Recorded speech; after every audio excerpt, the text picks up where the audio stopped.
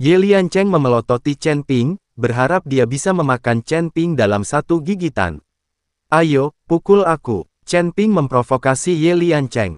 Di kolam suci ini, keduanya berimbang, dan Chen Ping tidak takut sama sekali. Melihat penampilan Chen Ping yang arogan dan mendominasi, Ye Liancheng merasa gatal karena kebencian. Fenger, berikan aku mutiara roh api. Kamu kembali ke pantai dulu. Saat aku membunuh anak ini, kamu sedang membangun kembali garis keturunanmu. Ye Liancheng tahu bahwa jika dia tidak bisa mengerahkan kekuatan penuhnya, tidak akan ada cara untuk membunuh Chen Ping.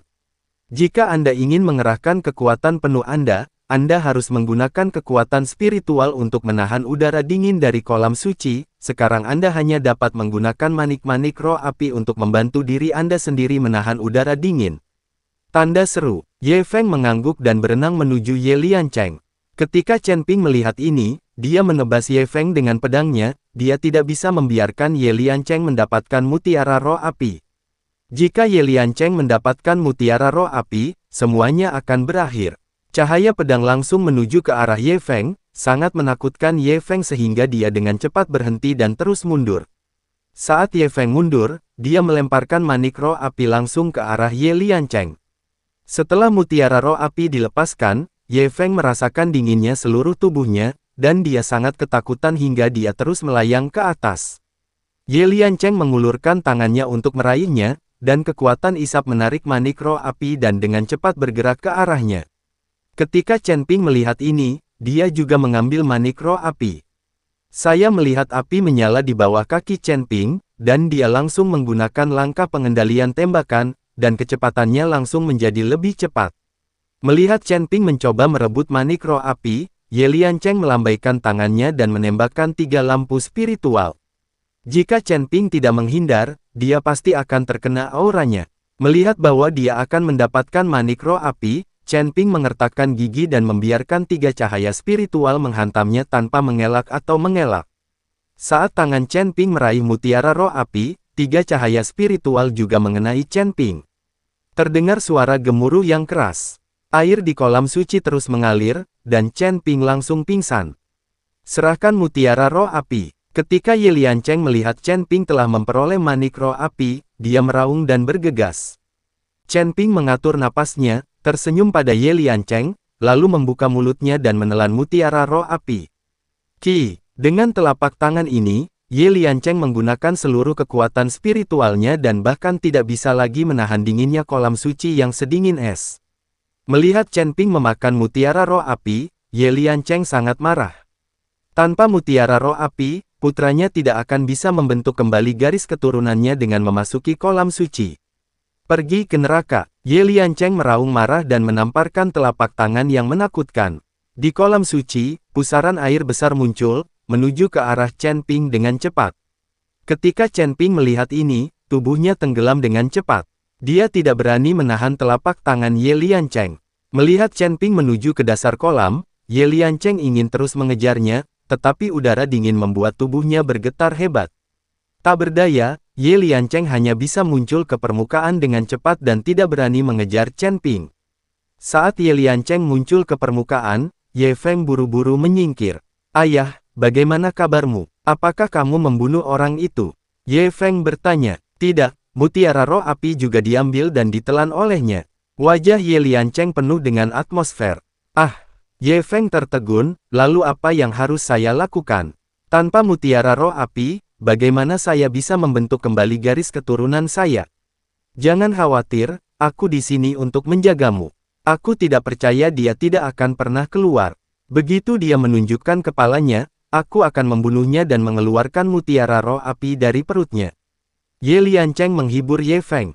Ye Feng mengangguk dan hanya bisa menunggu. Saat ini, suara perkelahian di keluarga Ye telah berhenti, Seng Busi dan Seng Jiayue diselamatkan, dan anggota keluarga Seng juga dievakuasi. Iblis San Gui Lao dan yang lainnya juga mundur. Awalnya mereka ingin mencari Chen Ping, tapi Seng Busi membujuk mereka untuk meninggalkan keluarga Ye. Namun, mereka tidak kembali ke keluarga Seng, tetapi menemukan tempat di Yecheng untuk menunggu kabar tentang Chen Ping. Jika tidak ada berita tentang Chen Ping untuk waktu yang lama, mereka akan masuk ke keluarga Ye lagi. Di kolam suci, Chen Ping terus tenggelam ke bawah dengan mutiara roh api di tubuhnya. Chen Ping akan baik-baik saja bahkan jika dia tidak menggunakan sumber api aslinya.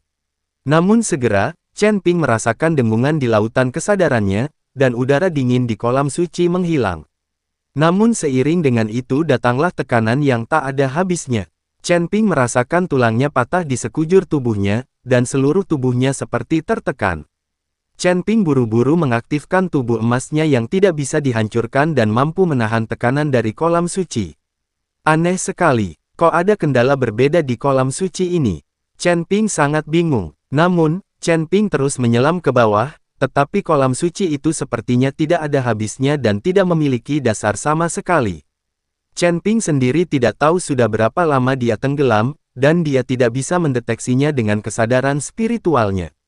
Chen Ping sekarang merasa seolah-olah dia mengambang di alam semesta gelap tak berujung, dan perasaan kesepian itu menakutkan. Tuan Chen, Tuan Chen. Suara Zeyan terdengar. Baru pada saat itulah Chen Ping kembali sadar dari kesepian yang tak ada habisnya. Tuan Chen, kesadaran Anda terjebak dan melayang tak bergerak. Zeyan berkata pada Chen Ping. Apa, selama ini aku tidak bergerak? Wajah Chen Ping sangat terkejut, dia mengira dia telah menyelam. Itu tidak bergerak, rasanya sangat aneh di kolam suci ini. Tuan Chen, Anda harus lebih memperhatikan. Zeyan mengingatkan Chen Ping. Chen Ping sangat ketakutan hingga dia berkeringat dingin. Jika Zeyan tidak membangunkannya, Chen Ping akan melayang di sini sepanjang waktu.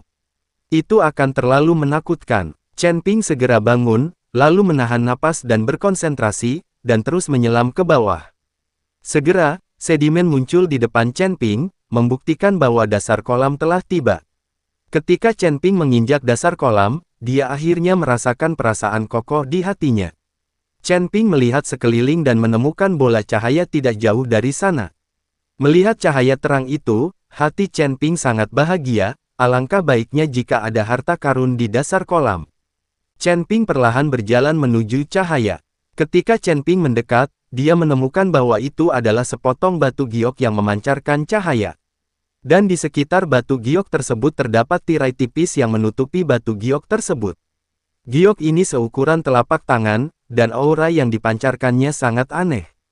Tepat ketika Chen Ping mengulurkan tangan untuk mengambil batu giok itu, telapak tangannya melewati layar cahaya, dan batu giok itu tiba-tiba memancarkan cahaya keemasan yang menyilaukan. Dalam cahaya keemasan, sosok pria perlahan muncul. Kamu adalah orang pemberani yang berani memata-matai batu pengolah langit milikku. Pria itu berwajah dingin dan menatap Chen Ping dengan dingin, suaranya seperti bel yang keras, yang membuat kesadaran Chen Ping menjadi kesurupan. Chen Ping segera mengambil kembali tangannya dan menatap pria itu dengan tenang, matanya penuh dengan keserakahan.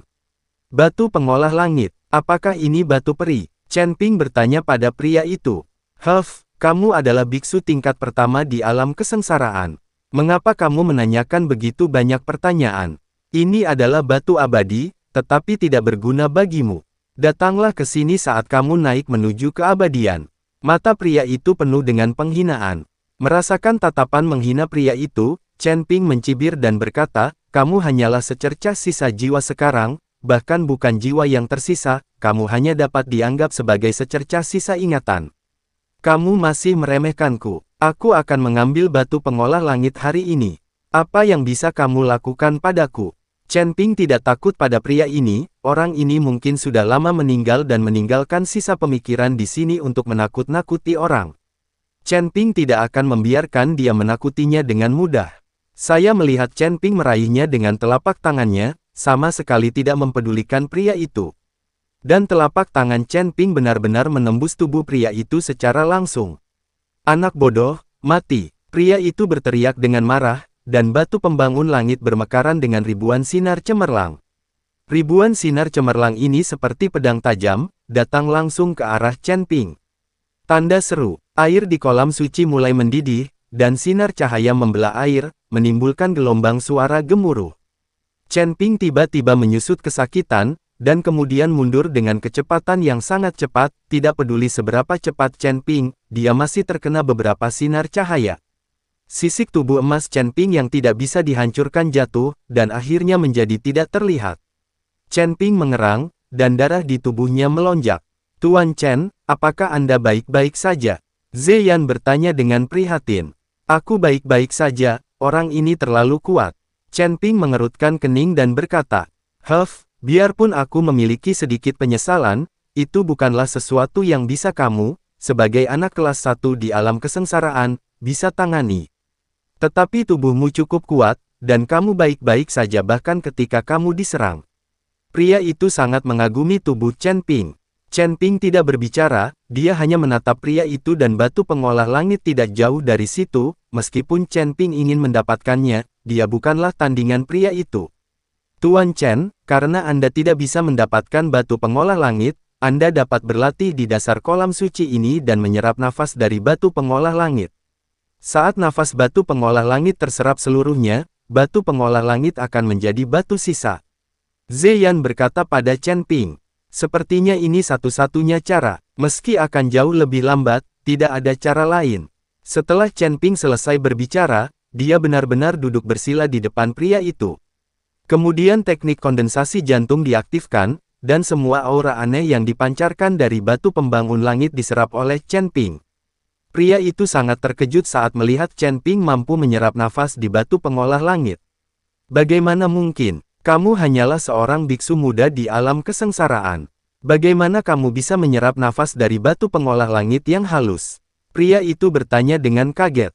Teknikku bisa menghaluskan segala sesuatu, jadi nafas dari batu pembengkok langitmu bukanlah apa-apa. Chen Ping tersenyum dingin. Pria itu memelototi Chen Ping, tetapi tidak ada yang bisa dia lakukan. Chen Ping juga memperhatikan itu selama dia tidak melewatinya. Dengan tirai tipis itu, pria itu tidak bisa menimbulkan ancaman apapun padanya. Chen Ping dapat dengan aman dan berani menyerap nafas dari batu butian. Saat ini, di atas kolam suci, Ye Liancheng masih menjaga kolam suci. Selama Chen Ping berani keluar, dia akan segera mengambil tindakan. Guru, kami telah menghitung statistiknya. Kali ini keluarga Ye kami kehilangan 43 biksu dan 17 orang terluka parah. Dan 3 pembudidaya iblis dari ujung utara semuanya mati, dan tidak ada satupun yang tersisa. Tetua Agung berjalan ke arah Ye Liancheng dan berkata dengan ekspresi berat. Ye Liancheng menyipitkan matanya sedikit, orang-orang pemberani dari keluarga Seng ini, setelah aku membunuh anak yang masuk ke kolam suci, aku akan segera pergi dan menghancurkan keluarga Seng.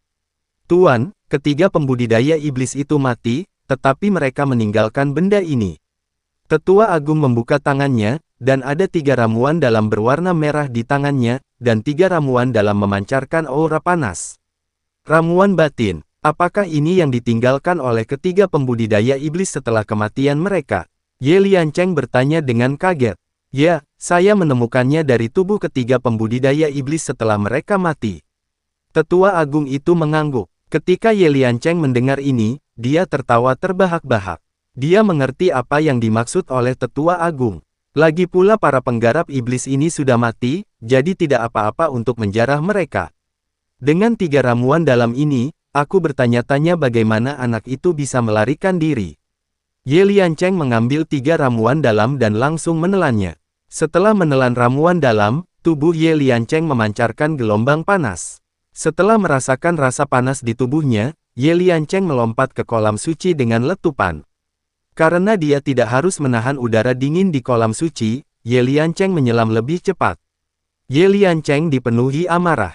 Dia berpikir selama dia melihat Chen Ping, dia pasti akan membunuh Chen Ping tanpa ampun.